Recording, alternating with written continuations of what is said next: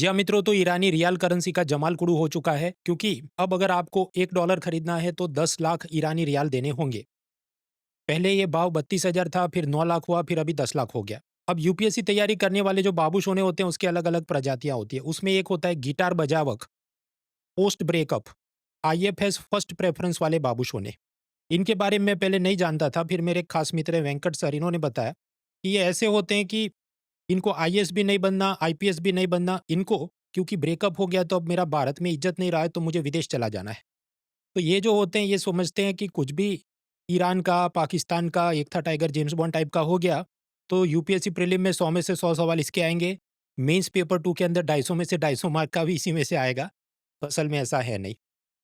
मित्रों, जहाँ तक ईरान के एक्सचेंज रेट की बात है तो यूपीएससी में इसका सीधा प्रश्न आने की संभावना कम है। लेकिन मैं केस स्टडी के रूप में आपको ये पढ़ाना चाहूँगा ताकि करेंसी एक्सचेंज की थियरी के कुछ और सवाल हम लोग सॉल्व कर सकें। तो देखिए, प्याज को सस्ता करना है तो प्याज की सप्लाई बढ़ानी चाहिए। उसी प्रकार डॉलर को अगर सस्ता करना है तो डॉलर की सप्लाई आपके ईरान देश में बढ़ानी चाहिए। इसके 2 तरीके हो सकते हैं। एक, एक्सपोर्ट रेमिटेंस डोनेशन ग्रांट के नाम पे पैसा आ जाए जिसको हम कहते हैं करंट अकाउंट में पैसा आया, या फिर इन्वेस्टमेंट के नाम पे एफडीआई, एफपीआई लोन, डिपॉजिट के नाम पे पैसा आ जाए, हम कहें कैपिटल अकाउंट में पैसा आया। कलेक्टिवली ये होता है आपके देश का बैलेंस ऑफ पेमेंट यानी भुगतान संतुलन। तो दोनों ही जगह ढेर सारा डॉलर आए तो करेंसी एक्सचेंज रेट स्टेबल रह सकता है। अभी ईरान को परमाणु हथियार यानी न्यूक्लियर वेपन्स बनाने हैं, इस कारण से अमेरिका और यूरोप ने इस पे सैंक्शन यानी प्रतिबंध लगा दिए हैं। तो इनका ना एक्सपोर्ट हो पाता है, ना यहाँ पर इन्वेस्टमेंट में पैसा आ पाता है। तो स्वाभाविक है फिर डॉलर की सप्लाई कम हो जाएगी।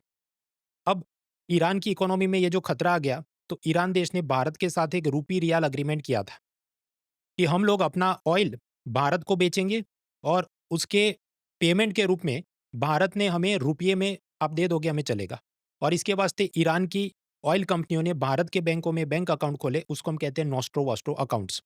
अब ये पूरा एग्रीमेंट चल रहा 2012 से शुरू होता है कि ऑयल ईरान भारत को बेचेगा और भारत ईरान को रुपया देगा।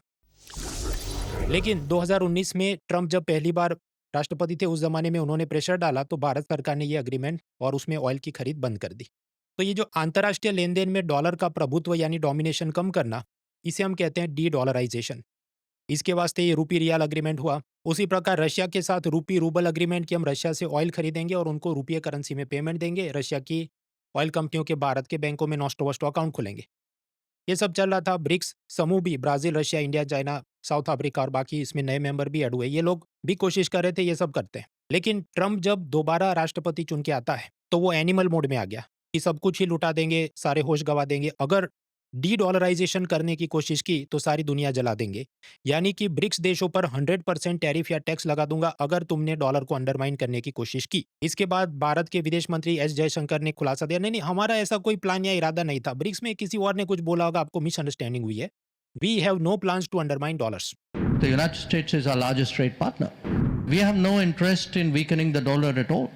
Where the BRICS remark was concerned, I think, I'm not exactly sure what was the trigger for it, but we've always said that, look, India has never been for de-dollarization.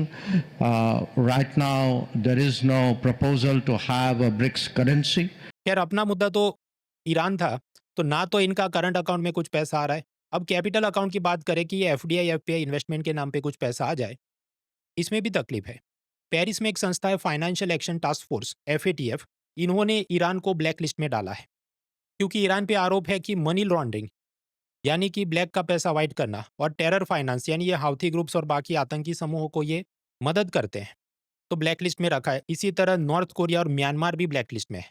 देखिए, आपका देश अगर FATF black list में आ जाता है तो वहां foreign investor पैसा नहीं डाल सकते, तो एफडीआई, शेयर मार्केट इन्वेस्टमेंट ये सब रुक जाएगा। तो ईरान की दुविधा समझिए, ना तो करंट अकाउंट में एक्सपोर्ट का पैसा आता है, ना तो कैपिटल अकाउंट में एफडीआई का पैसा आता है। तो दोनों ही खातों में डॉलर की तंगी हो गई है। तो अब ऐसी स्थिति में 2015 में 1 डॉलर 32,000 रियाल का मिलता था।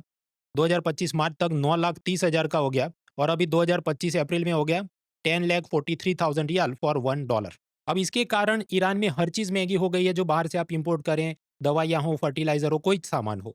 हाइपर इन्फ्लेशन हो गया है।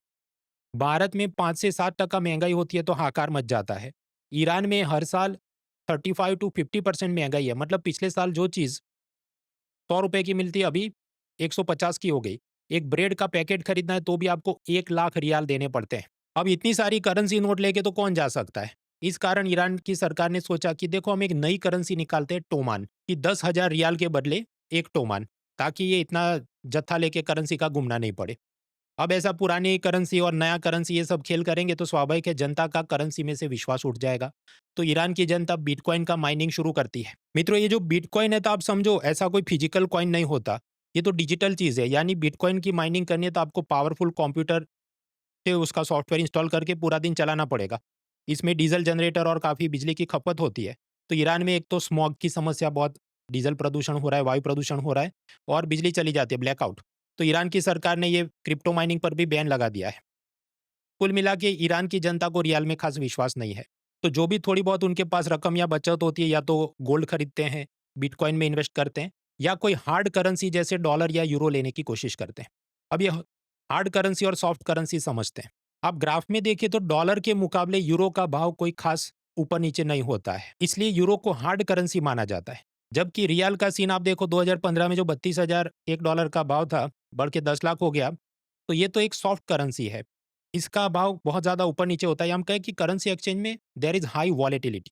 लेकिन फिर भी यहाँ के नेताओं की अय्याशियाँ कम नहीं हो रही है। बेगम को घुमाने के लिए वो लग्जरी क्रूज में चले गए, फिर इस्तीफा देना पड़ा, बहुत सब चलते रहता है। तो एक तरफ यहाँ पुरुषों के पास रोजगार नहीं है, महिलाएं वेश्यावृत्ति के लिए मजबूर है, ऐसा बीबीसी का रिपोर्ट 2022 में बोलता है। तो ऐसी अर्थव्यवस्था जो पूरी तरह से टूट चुकी है, तो स्वाभाविक है उसका करेंसी एक्सचेंज रेट बर्बाद होना लाजमी है। खैर मित्रों, इकोनॉमी के ऐसे पूरे साल की अपडेट उसकी फ्री सीरीज मेरी चलती है इस साल है विन 25 सीरीज। उसमें 6 लेक्चर ऑलरेडी हो चुके हैं, 7वां होगा मंगलवार 15 अप्रैल रात 9 बजे, जिसमें हम pillar 3 international trade, balance of payment, tariff war, Trump का ये सब देखेंगे। इन लेक्चर्स की खास बात यह है कि टाइम पास बोल बच्चन नहीं, लाइव स्ट्रीमिंग से पढ़ाई होती है, वो भी अफलातून पावर पॉइंट्स के साथ, और अलग से रैपिड रिवीजन के लिए हैंडआउट भी फ्री में आपको दिए जाते हैं। तो इस पूरी सीरीज की टाइम टेबल आपको mona.org/win25 पे मिल जाएगी। और दिल्ली लाखों रुपए खर्च करके जाने की जरूरत नहीं है। यूपीएससी का कोचिंग अनअकैडमी के ऑनलाइन प्लेटफॉर्म पर आप हासिल कर सकते हैं केवल 22,999 में। 15 महीने का कोर्स है, जिसमें आपको मिलता है live lecture, study material, mock test, mains answer writing with evaluation, doubt resolution, सब कुछ। तो अगर आप 2026 को टारगेट कर रहे हैं तो ज़्यादा वेट ना करें, जल्द ही जुड़े। Links are in description. Let's crack it. An Academy. Let's crack it.